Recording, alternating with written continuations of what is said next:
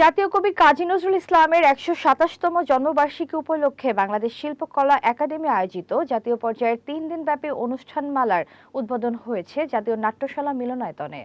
সংস্কৃতি বিষয়ক মন্ত্রণালয়ের পৃষ্ঠপোষকতায় ২২ থেকে ২৪ মে পর্যন্ত চলবে এ আয়োজন।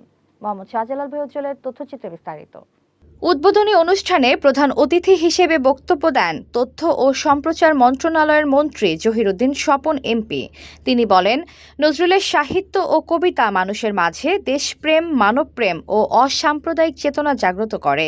তিনি নজরুল জন্মজয়ন্তীকে জাতীয় সম্প্রীতি দিবস হিসেবে ঘোষণার আহ্বান জানান। প্রধান অতিথি হিসেবে বক্তব্য দেন মুশফিক ফজল আনসারী।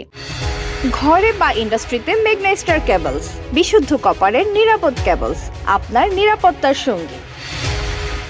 এছাড়া আলোচনায় অংশ নেন বিশিষ্ট সাংবাদিক, কবি ও লেখক হাসান হাফিজ এবং নজরুল গবেষক ডক্টর ইঞ্জিনিয়ার খালেকুজ্জামান। তারা বলেন, শোষণ, সাম্প্রদায়িকতা ও ধর্মান্ধতার বিরুদ্ধে সংগ্রামে নজরুল চিরকাল অনুপ্রেরণার উৎস হয়ে থাকবেন।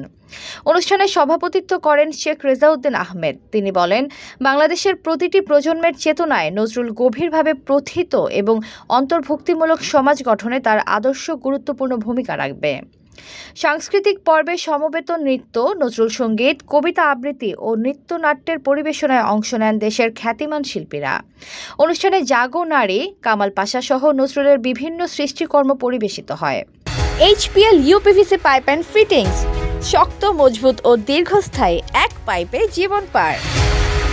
আগামী ২৩শে মে দ্বিতীয় দিনের অনুষ্ঠানে সভাপতিত্ব করবেন সংস্কৃতি বিষয়ক মন্ত্রণালয়ের অতিরিক্ত সচিব AKM আব্দুল্লাহ খান। এতে উপস্থিত থাকবেন বিএনপির সাংস্কৃতিক বিষয়ক সম্পাদক আশরাফ উদ্দিন আহমেদ উজ্জ্বল ও নজরুল ইনস্টিটিউটের সাবেক নির্বাহী পরিচালক মোহাম্মদ জাকির হোসেন।